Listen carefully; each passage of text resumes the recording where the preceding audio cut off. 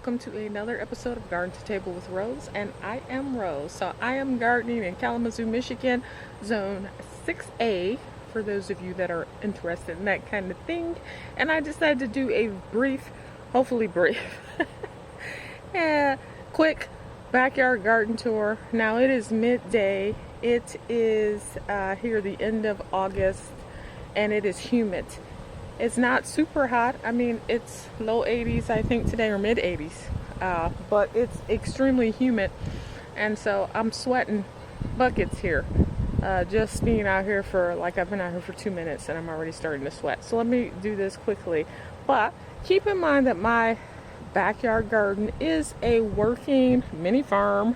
I'm calling myself now, I identify as a mini farmer, as a farmer, an urban farmer.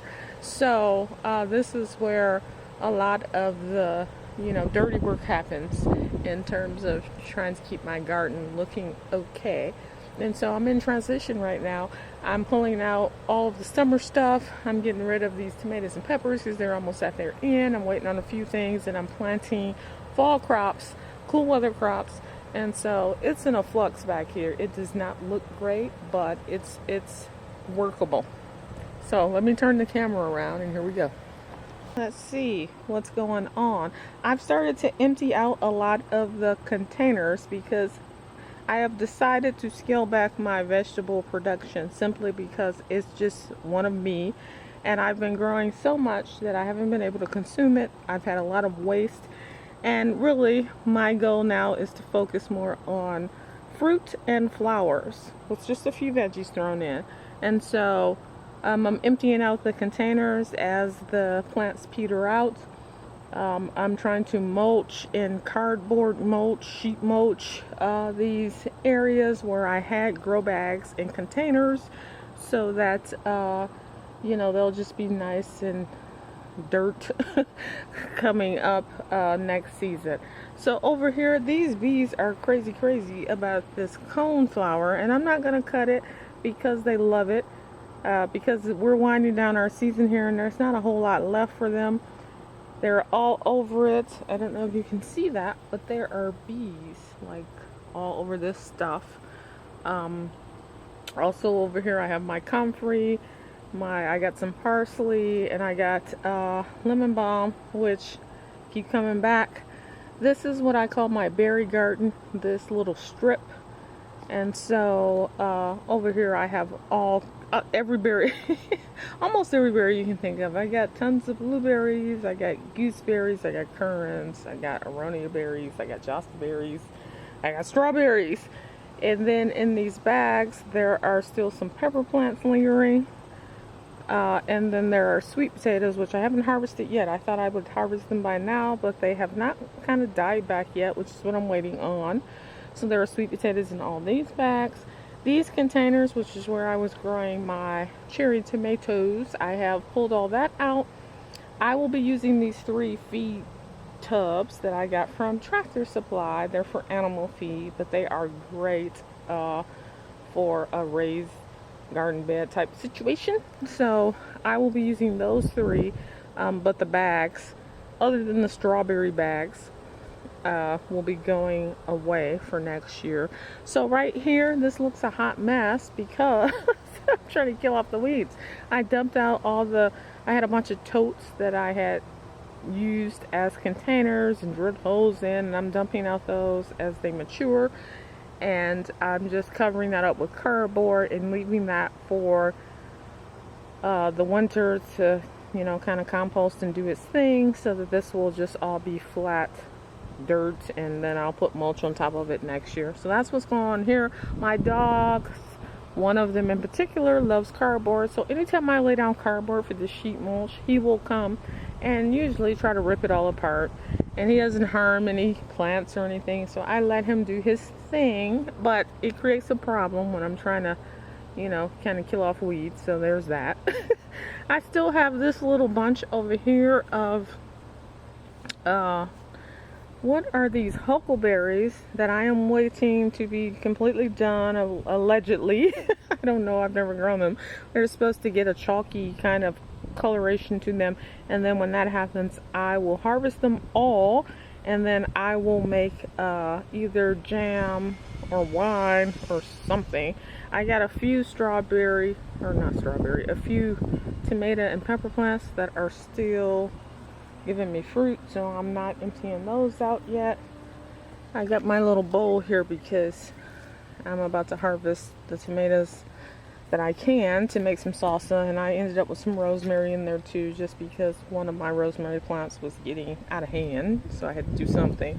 But yeah, so over here there are rows, and these rows are all berry plants and then herbs, and interspersed in there are grow bags as well. Here's the raspberry patch right here. This is where I have yellow raspberries and red raspberries, and who knows what else pops up there, but that's what's going on. A lot of this stuff in the big field, I always call it, which is where I was growing my main vegetable kind of supply. A lot of this stuff is petered out. I still have a big bunch of peppers back there. I got a ton of these pom-pom dahlias because I planted this whole fence line with them. I was going to harvest some today for a bouquet, but the bees were all over them because I didn't come out till late, so that'll wait.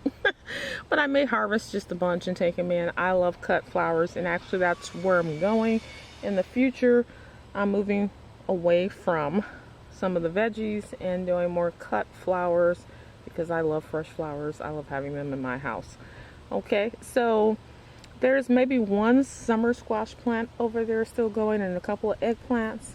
Where you see this row cover there and there, this one is rutabagas here, I believe, and this whole row here are cool weather leafy greens and broccoli, that kind of thing. I have them under there because the cabbage moths are in full force.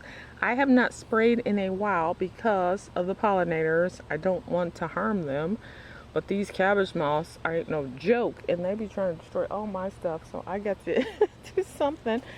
These leeks, which I thought were not doing anything for me, all of a sudden, months later, I shouldn't say all of a sudden, it's been months, but they've started to bulb up, and like there's a thick base there. So I think soon I will be able to harvest these leeks. I am so excited. I love leeks, and they're expensive in my local grocery store. So there's a few tomato plants here. As you can see, there are a few red ones that are left, which is what I am planning to harvest today to make some salsa, because I just have a taste for salsa and chips. I don't know why, but these artichokes decided to grow. I probably put seeds out in the spring, and yet here they are now growing. I will let them grow because I don't have anything else I need to put there, and it helps with weed suppression when you're growing something. But yeah, the artichokes, I didn't think that was worth it. The real estate for the amount that you get per plant, the plants are huge. So yeah, I won't be growing artichokes. I still got a couple of pepper plants over there. There's a ton of celery still there. I haven't dug any of that because I'm going to wait until it's cool, like first frost, to harvest those cool weather root vegetables. There's still a bunch of celery back there. I had way more celery than I could ever want or use. So I won't be growing that much of that anymore. My melons, I don't know if you can see that, and I'm not in the field, so this is as close as I'm gonna get. But as you can, if you can see it, there are some sugar baby watermelons still hanging there on the vine. I have yet to actually harvest the right one. They're still growing. I hope they get to fruition before frost comes. I also have some honeydew type melons on the back half there. This trellis, this cattle panel, which I have here, is melons, all melons.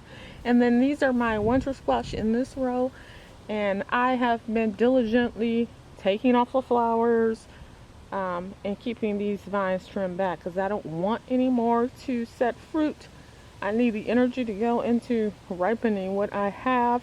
There are plenty here. I got plenty of mashed potato, baked potato squash, butternut squash, the winter squashes that store pretty well for me here in zone 6A in my basement. So and unfortunately my basement is pretty warm. I mean, there are heat vents that are made to go down there because part of it's finished. So even though it's a little bit cooler than upstairs, it's not cool enough to be a root cellar. So I can only store so many, I can only store really these winter squash. I've tried storing potatoes and onions. They all like start to, you know, grow roots and stuff down there. So that's the way it is. And then here I just trimmed up these berry plants. So you see a lot of debris on the ground that I still have to throw away. I actually try to let it wilt down a little bit because it's so much that it overflows my 2 dumpsters. I have 2 garbage dumps. It overflows them that I have so much greenery from my pruning. So I just kind of try to let it die down a little bit in the grass so it shrinks before I put it away. But this is my white blackberry bush, and those things are delicious. It has set more fruit, which I wasn't expecting because I got a few. I just planted this last year, last spring. But it's setting new fruit, so I'm gonna let that go. I just keep these things trimmed back, basically. As you know, berries, blackberries, raspberries will sucker all over the place. You will have those things overrun your whole yard if you don't keep them under control. I'm out here once a month. I prune like hard, and I don't care about volume because it's just me. So I'm just caring about keeping it contained and manageable. So there's a bunch of berries here that are still green. So I'm getting a second flush here. These are blackberries. And actually that's a thornless variety. The thornless are not as sweet as the ones with thorns. So, you know, you might not want to deal with thorns and all that, but you're sacrificing flavor. Here's another thornless blackberry. As you can see, oh, look at that. There's one that's actually fairly ripe, but you see how big they are. They're pretty large.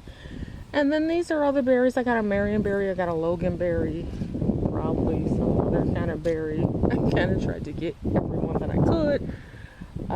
Let me go back here because this has changed a bit. I'm working on this, you know. My goal here is to try to kill all this grass. You see I got mulch. But I've also been putting my grass clippings in the walkways. So I'm trying to kill all the weeds and all the grass in the walkways and have it just be a mulch pathway.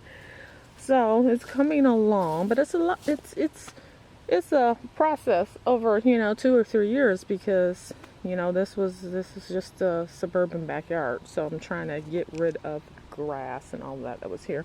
My red seedless grapes doing well. I think they'll be ready pretty soon. They're semi-sweet. I've tasted them. But I got a lot of wine grapes back here as well as eating grapes. I also have 2 or 3 Concord grapes in these 2 rows, which are my grape rows. Here is a volunteer. Tomato. The tomatoes like to volunteer, man. But I'm gonna eat something. It's good. So that was a cocktail sized tomato. More grapes. The wine grapes, I honestly don't think I'll do much with this year. These are the Concords. As you can see, they're just starting to turn purple. There's not a lot of the wine grapes. There's not enough to really do anything. So I may just let the birds have those. Okay, over here. This is my storage area for all my big pots. That's what I've decided is going to be. So I've started bringing stuff back here. I dumped out all the green stalks, mulched over it, weeded as much as I could. And I bought my elderberries back here because it's almost, you know, time for us to start tucking things away. But there's some elderberries. Those are going to be left for the birds. I don't need any birds. My Bobo Hydrangeas did horribly in the front. They are supposed to be full to part sun, allegedly. But as you can see, they burnt something awful. That one might be dead. So I dug them up. They were getting full sun. They were in the front yard in front of my little arbor that I have there. And I put them in these pots, hoping this is part sun back here. So I'm hoping they'll revive. You know, we can only hope, but I'm trying to give them a chance. And then the rest of these pots are, look at this. It's fallen off. Oh no. But the rest of these pots are tiny hydrangeas. I got these 4 packs of hydrangeas from Home Depot, and they were cheap. It was like $30 for a 4 pack. So I got 3 different kinds. And let me see if I can tell you. One is called a Violet Crown, which is supposed to be purple. There's a red one. And then the other one is like LA Dreaming. That stands out, that name. But it's pink and blue blossoms. And you know, some of that might be contingent on pH. I don't know, but I planted them all in these pots. And so that's where I'm going to overwinter them. There's several of them. And my goal is to use these as kind of accent pots. So wherever I have a spot that's open and I need to plug something in there, I got a pot with a hydrangea. You know, eventually I might put them in the ground. We'll see. But right now, they were inexpensive. I have them in these pots. I'm trying to save those 2. So we'll see what happens. This is a cherry tree. It is actually a yellow cherry tree. And it's beautiful. It's healthy. I'm excited. Hopefully next year I'll get some cherries. I left 2 green stalks back there. Just 2, the 2 dark green ones. And I'm probably going to do herbs in those. I'll just leave those there. I had a series of green stalks here, if you hadn't seen my other videos, and I love the green stalk planter. It is a vertical planter. It is fantastic if you live in a city or you have a small space, you live in an apartment, you want to do something on your balcony or deck, but they require constant watering, like daily watering, and it was just too much with everything else I have. If that was all I had, I would be fine. So those had to go. So those have been put into storage. I will not be using green stalks next year, unfortunately. I love the company though. These are the asparagus that I put in bags, and I just moved them over here. I was thinking about putting them in the ground, but then I remembered I have a whole another, I don't even know how many, 20, 30, 50 in one of my fridges waiting to go into the ground. So I will probably leave these in the pots and just see what happens with them, if they overwinter okay. And I will then take the other ones and plant them in the ground. Now, I have not planted them because all of these flowers, as you can see, are still blossoming, and the bees love them, the pollinators, the butterflies. I even have hummingbirds out here. Everything's out here. Dragonflies by the dozens. And so I don't want to get rid of their food source until it kind of dies off. But this was an experiment with growing flowers, cutting flowers, my first year, and it was a failed experience in the sense that a lot of the stuff didn't grow like I thought it would, and probably that's because I didn't stake it as I should have. You can see these are all carnations, and they're beautiful in and of themselves. But the problem is there's no stem, or it's all twisted and laying on the ground. So seed carnations, unless I can do some netting to get them straight, I don't want to deal with it. I want things that have long stems. My goal is to have flowers that I can continuously cut and take in my house and have in vases sitting around, because I like cut flowers. These sunflowers look horrible, but they stay here because the birds love them. The hummingbirds especially love these. And these yellow birds, I don't even know what they are. I don't know if it's a canary, I don't know what it is, but it's a bright yellow bird with a black stripe, racing stripe down the side, and they come here every morning. And so I don't want to get rid of them. I'm going to leave them there. Some of them have big seeds, the bigger head ones, and the birds will love those seeds in the winter. It'll give them something, but I have to clear some of this out because I do have to plant my asparagus. I have garlic coming for the fall that's going to have to be planted in the ground because my trials of garlic in pots has not worked out. So I'm going to try to put them in the ground this time. I still got lots of these garden dahlias coming up. I don't know if you can see, but the bees seem to love them. There's a lot of scabiosa that I planted. It's obviously a later season thing. I don't know. I've never planted it before, but here we are, almost September. It's just now blooming. And it's pretty. But again, it's one of those things like the carnations where it's the stems aren't straight. They aren't very sturdy. It's kind of wispy, like poppies. They're kind of falling over, and I don't want that. I want things like these garden dahlias. They have strong, upright stems. I could cut those and take them in the house and put them in a vase. Same with the sunflowers. So I probably won't grow Scabiosa again. And this is a hodgepodge of a mess. I grew a bunch of different things over in this area by the shed, which gets pert sun. And the only thing that really did well is this bee balm, which the bees are all over. Okay, I am back, and I had to switch to my phone because my camera overheated after only 15 minutes, and it this irks me because it's a very expensive camera, a vlogging camera, and it always overheats anytime it's mildly warm, and I'm doing gardening videos, so that's a problem. And so I end up back with my little Samsung Galaxy phone. Anyway, hopefully you can hear me. But over here, this was just a hodgepodge of stuff. The Ami was the only other thing that grew besides the bee balm. The Ami was huge. I've cut it back because it was like massive and crowding out everything else. There are some mini roses over here, some yarrow, a couple of peonies, and actually I put my fig trees over here as well. In this little bed, I'm growing right now some spinach. I'm about to add some seeds to that, some kind of root vegetable, turnips or beets or something like that, because it's getting cooler. These pots still have a lot of herbs. This is like the, I don't even know, fourth flush of herbs. As you can see, there's lots of oregano and different types of basil in these, and I've made pesto. I'm going to make some more pesto. So, yeah, and this one is just dahlias, garden dahlias, I believe, something like that. And then the window boxes. These window boxes haven't done that well for me.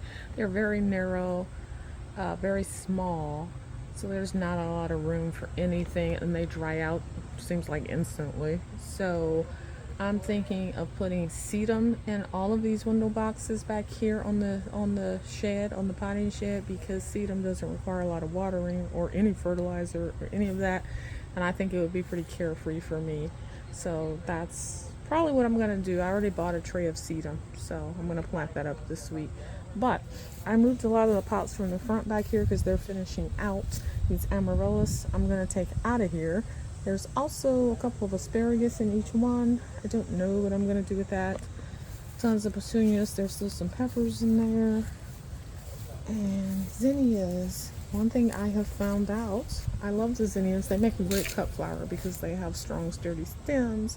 They keep blooming and blooming and blooming, but they are prone to fungus. I've gotten a lot of fungus on different plants. I mean, you can even see it here on the amaryllis, because we've had a lot of rain. Even though this is the Midwest and it is summer, we've gotten a lot of rain. I haven't, the last couple of years that I've been gardening, I haven't had to do a lot of supplemental watering because I get so much rain. So I don't really need a lot of drip irrigation and all this because I don't water that often. I do have a lot of soaker hose types deals, but anyway, fungus. So I have not really treated anything because, like I said, I got so many pollinators. I don't want to kill them off by spraying all the stuff. So when I occasionally do spray, I come out early in the morning before they actually are active, when it's so cool, like 6, 7 a.m. and that, you know. So I need to spray all this with a fungicide. I have a copper spray that I'm going to use. This is a mulberry bush. I did not plant it, but I used my little plant identification app, and it said it's a mulberry, which is edible. So I left it. I'm going to see what it does. If it gets out of control, of course, I'll trim it back. But hey, I'm not going to turn it away if it's something I can eat. All these Limelight Prime hydrangeas have survived. That was the biggest thing because, yeah, they were looking sad. After I planted them, they all kind of got crispy and brown. But they have bounced back, and look at this. They're getting their spring color on some of them. I have 8 of these in a row. I hope they will form a hedge against the fence and kind of hide the traditional, you know, subdivision fencing. And then my fruit trees are all doing well. They've all been manicured. I have this here, this perimeter is all of these arborvitae, and I have some over by the garage as well. They're all doing well. There are a couple that the dogs choose to urinate on regularly that are turning a little bit yellow, but they're still alive. Most of them are vibrant green, even though I don't fertilize, that area. I do have 2 extras, so if I need to replace anything, I can. I have all these lovely seating areas that I never use because I'm always working. I have this nice hammock I got for like $30 on Amazon. So, and it's very comfortable. I have my little fire pit area. I have my little swinging chair over there. The deck. I have my little seating area there. I do sit there occasionally, but it's not long. Usually I have to get to work, man. I don't have time to chill until season is over. Okay, this big bed is my fall planting. So as you can see, I have a lot of herbs here. A lot of parsley, basil, leafy greens, bok choy, things like that. Lettuce in here. Still 2 pepper plants that have been there for a while. They're finishing up. And they have these beautiful, I think these are pimento peppers. I don't know if you can see them. But they are large, and they typically are supposed to be red, I believe. So I'm just kind of leaving them there. But more cilantro, Swiss chard, basil, some good things there. My little deck boxes are, of course, usually herbs. So I got everything you could want there, from basil to sage to marjoram, oregano, chives. There's a couple of flowers mixed in there too, but thyme. Yeah, so that's kind of where I come and harvest herbs real quick when I want to cook, and I cook quite a bit. So that is what's going on in the backyard, and I think that's pretty much it. All I am trying to do now is pull out stuff as it finishes up, put in my cool weather crops. I do have seeds to sow. I still haven't done my turnips and beets. So I will be sowing those most likely in the ground. And then in September, a lot of things will be coming in. My tulip bulbs.